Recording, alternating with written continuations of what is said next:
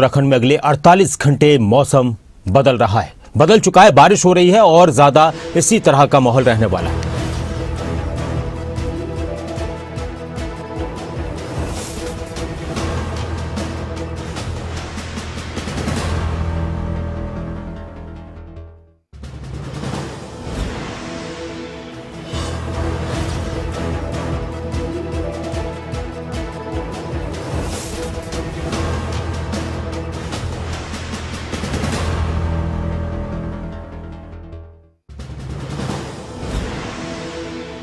राव शफात अली हमारे साथ जुड़ चुके हैं, हमारे ब्यूरो चीफ उत्तराखंड से। उत्तराखंड में इस वक्त मौसम किस तरह का है और इस मौसम को लेकर ये देखिए आप तस्वीरें, खूबसूरत तस्वीरें नजर आ रही हैं, शानदार तस्वीरें नजर आ रही हैं, लेकिन क्या वाकई में उत्तराखंड के लोगों के लिए इस मौसम में इस तरह की जो बारिश होती है वो फायदेमंद है, नुकसानदायक है? किस तरह की दिक्कतें आती हैं, किस तरह की राहतें होती हैं पर्यटकों को लेकर इस मौसम में?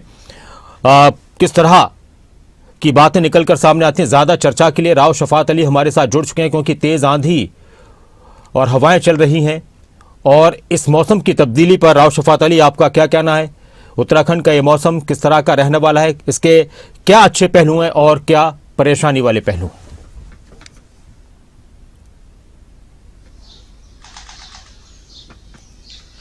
डॉक्टर नासिर, देखिए दोनों तरह का फर्क पड़ता है, क्योंकि अभी देखें कि तापमान बहुत ज्यादा बढ़ रहा था और देहरादून जैसे क्षेत्र में, क्योंकि सर्द इलाके माने जाते हैं पूरा उत्तराखंड ही, और पर्यटक इसीलिए आते हैं कि ठंडा प्रदेश है, लेकिन पिछले कुछ वर्षों से देखा जा रहा है कि तापमान बहुत ज्यादा बढ़ता जा रहा है।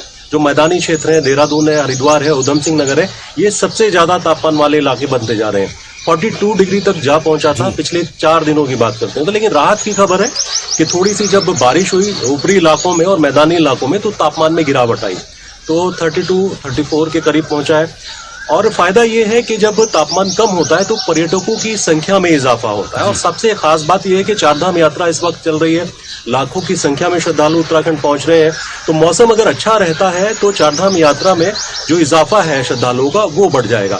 दूसरा, जो पर्यटक आते हैं अलग अलग क्षेत्रों में, अलग अलग जगह घूमने के लिए, उनमें भी इजाफा हो जाएगा। लेकिन अगर बारिश हो जाती है तेज, तो देखिए थोड़ी सी समस्याएं पैदा होती हैं, क्योंकि पानी का जलस्तर बढ़ जाता है, तो जो नदियों के आसपास रहने वाले लोग हैं उनके लिए खतरा बन जाता है। क्योंकि जून में देखिए मानसून दस्तक देगा, लेकिन अभी जून से पहले थोड़े से हालात अगर देखें तो अभी 2 दिन जिस तरह की ऊपरी इलाकों में बारिश हुई, तो निचले इलाकों में जो नदी हैं, नाले हैं, उनका जलस्तर बढ़ा है। तो पहले से एडवाइजरी जारी कर दी जाती है कि अगर बारिश तेज होती है तो नदियों के आसपास रहने वाले लोग सुरक्षित स्थानों पर चले जाएं। और ये बड़ी समस्या है कि एक बहुत बड़ी आबादी नदियों के आसपास रहती है। लेकिन बरसात में ये दिक्कतें सबसे ज्यादा सामने आती हैं। जब मानसून आ जाता है तो उस वक्त काफी घटनाएं होती हैं। हाल फिलहाल की बात करें तो मौसम विभाग ने अगले 48 घंटे मौसम में राहत की खबर दी है कि जो संभावना है आने वाले वक्त में हल्की बारिश ऊपरी इलाकों में होगी। और अगर ऊपरी इलाकों में बारिश होती है तो उसका असर मैदानी इलाकों में भी पड़ता है, हवाएं ठंडी हो जाती हैं। देहरादून में भी इस वक्त धूप बहुत तेज थी, लेकिन अभी थोड़ा सी राहत है, धूप तेज नहीं है, तो ये राहत वाली खबर है। तो लेकिन कह सकते हैं कि 4 से 5 तारीख तक थोड़ा सा मौसम में बदलाव हो सकता है। जो तापमान धीरे धीरे बढ़ता जा रहा था, अब उसमें कमी भी आई है। तो अगर तापमान में कमी आती है तो ये राहत वाली खबर है पर्यटकों के लिए भी और श्रद्धालुओं के लिए। अच्छा राव शफात, आपने जिक्र किया कि चारधाम यात्रा का जिक्र किया। चारधाम यात्रा में गर्मी से तो राहत मिलेगी, जो श्रद्धालु पहुंचेंगे, लेकिन अगर मौसम बिगड़ता है, बहुत तेज बारिश होती है, तो उसके लिए क्या विशेष तौर पर कुछ और इंतजामात किए जाते हैं?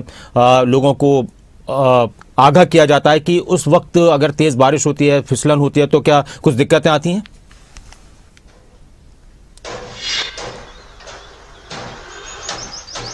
हाँ, देखिए पहले से ही राज्य सरकार ये सुनिश्चित करती है, क्योंकि लाखों की संख्या में जब श्रद्धालु आते हैं तो जाहिर सी बात है कि उनकी सुविधाओं का ख्याल रखना होता है, और जिला प्रशासन को अलर्ट कर दिया जाता है। लेकिन कम्युनिकेशन बनाना पड़ता है। अगर मौसम विभाग कोई एडवाइजरी जारी करता है तो जो स्थानीय प्रशासन होते हैं वो सतर्क हो जाते हैं। एनडीआरएफ, एसडीआरएफ की जो टीमें हैं, स्थानीय प्रशासन है, वो सचेत हो जाते हैं। और जो कुछ पॉइंट्स है जहां लैंडस्लाइड बहुत ज्यादा होता है बारिश की वजह से, तो ऐसे जो पॉइंट्स है वो पहले से चिन्हित कर लिए जाते हैं, रास्ते बाधित ना हो। क्योंकि अगर रास्ते बाधित हो जाएंगे, चारधाम यात्रा मार्ग बाधित हो जाएगा, तो एक लंबा जाम लग जाता है। तो ऐसे कुछ पॉइंट्स पहले से ही जो स्थानीय प्रशासन है वो चिन्हित कर लेता है, और वहां जो स्थानीय प्रशासन है वो मौजूद रहता है। कुछ जो नंबर है वो फ्लैश कर दिए जाते हैं ताकि अगर किसी को कोई दिक्कत और परेशानी तो उन नंबरों पर संपर्क कर सकता है। इसके साथ शेल्टर होम बना दिए जाते हैं जहां सुरक्षित स्थानों पर यात्रियों को रखा जाए। जो खाद्यान्न सामग्री है वो पर्याप्त मात्रा में हो।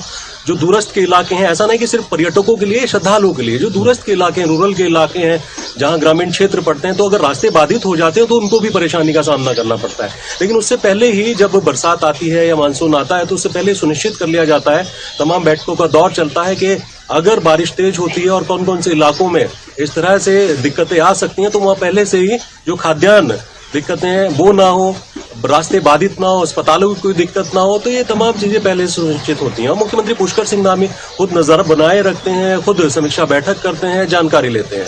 जी। अच्छा, एक और मेरा सवाल था कि अभी ओलावृष्टि देखी गई कुछ जगहों पर और अभी भी ओलावृष्टि को लेकर चेतावनी दी गई है, अलर्ट है कि और ओलावृष्टि हो सकती है। तो इस मौसम में, इस महीने में, अप्रैल के महीने में उत्तराखंड जैसे प्रदेश में ओलावृष्टि होती है, क्या ये आम बात है या इस बार कुछ अलग हो रहा है?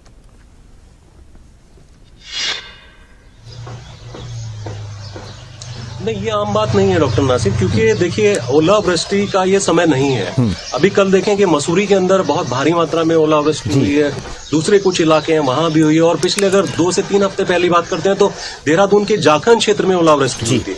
तो ये मौसम ओलावृष्टि का नहीं है और ना ही इस तरह की सर्द हवा हुआ है। ये तो गर्मी का मौसम है, लेकिन हर दिन इस तरह का मौसम बदल रहा है उत्तराखंड के अंदर, ये सबको हैरान कर रहा है। तो आने वाले 1-2 दिन में जैसे बहुत तेज गर्मी होने वाली है, या फिर पिछले दिनों की बात करें तो बहुत तापमान बढ़ चुका था, लेकिन आज इतना तापमान नहीं है।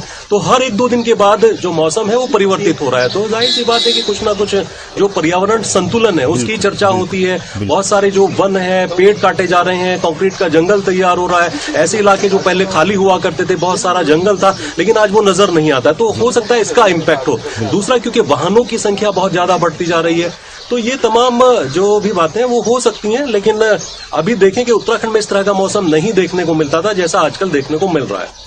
बहुत बहुत शुक्रिया आपका राव शफात अली इस पूरी चर्चा के लिए और बातचीत के लिए। उत्तराखंड में मौसम का अलर्ट है और मौसम को लेकर बहुत सारी तब्दीलियां देखी जा रही हैं, जिस पर मौसम वैज्ञानिक भी हैरानी जता रहे, और जिस तरह से राव शफात अली कह रहे थे कि ये जो पर्यावरण का संतुलन कहें या संतुलन कहें, ये बदल रहा है और इसका असर हमें इस तरह से देखने को मिल रहा है।